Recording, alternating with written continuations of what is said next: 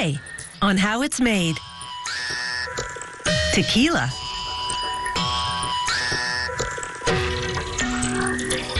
The story of tequila begins many centuries ago when Mexico's Aztecs fermented the juice of the agave plant to produce a low-alcohol drink called pulque. When the Spanish conquistadors arrived, they added distillation to the process for a much stronger drink, and tequila was born. Tequila is to Mexico as champagne is to France. Tequila is only made in this part of the world, and Mexico has claimed exclusive rights to the word tequila. For centuries, workers called jimadores have grown and harvested the agave plant for tequila. It takes 7 years on average for a species called Weber blue agave to mature. Even today, it's harvested entirely by hand. Using a lethally sharp, hoe-like tool, the jimadores chop away the greenery until all that's left is the huge core called the piña. Filing the round blade frequently keeps it razor sharp, allowing them to remove most of the bitter-tasting leaves from the piña. The tequila distilled from this crop will be a premium grade, made from 100% agave juice.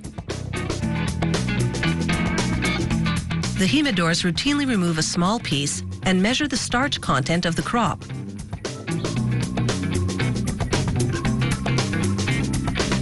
Only if it's deemed to be sufficient is the agave piña sent to the distillery. Workers wield special hatchets to carve the huge piñas into quarters. They're a more manageable size for baking. They transfer the chopped piña to a brick oven, where it's steam-baked for 79 hours. This thorough cooking converts the agave's starch to sugar. In the process, the flesh softens and the color turns from white to reddish brown.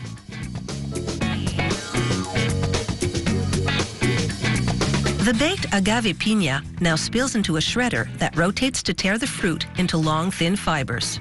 The fibers exit onto a conveyor. The shredded piña lands in a pit where a worker forks it up and moves it into the path of a huge stone wheel called a tahona. Operated mechanically, the tahona wheel turns to crush the fibers and squeeze out the precious agave nectar. It takes 2 hours of crushing to extract all the juices. They pipe the juicy mash into wooden tanks and add yeast. The yeast causes fermentation, a process by which sugar is transformed into alcohol. After 72 hours of fermentation, the alcohol content reaches 5%. The fermented pulp and juices have an earthy, acidic bouquet, and the aroma fills the air. They transfer the fermented mash to small copper stills.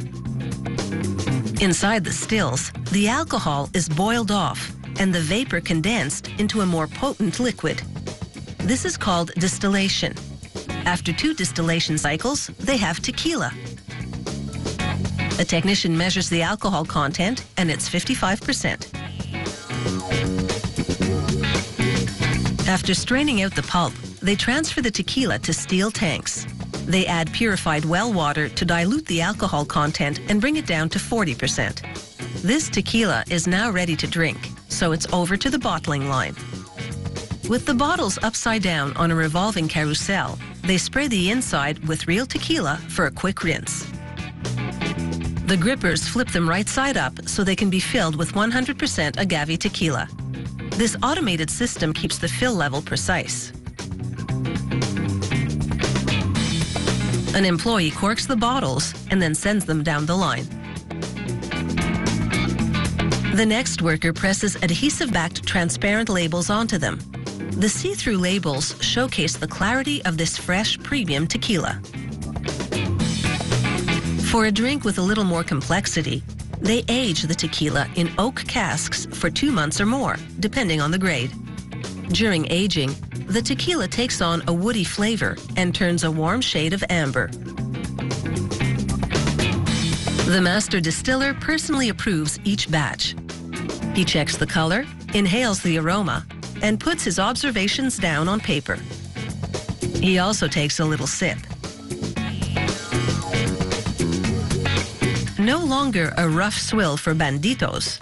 tequila has gone uptown and evolved into a more sophisticated drink.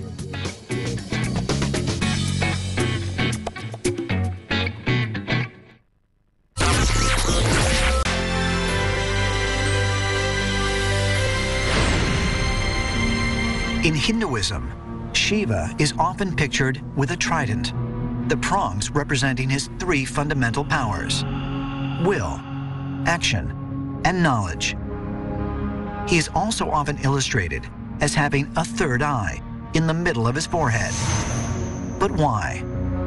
In the iconography, he is clearly depicted with a vertical third eye right in the middle of his forehead. With that eye, he can see things. He has a clairvoyance.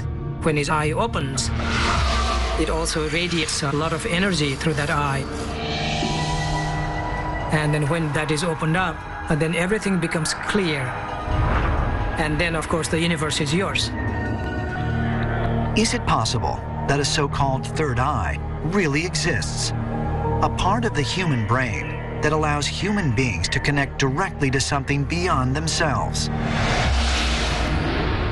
even beyond this planet.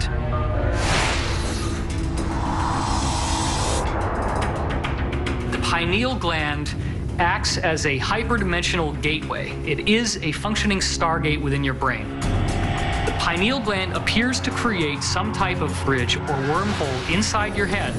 Extraterrestrials may already understand this. It's a basic aspect of human physiology. We have a stargate built in.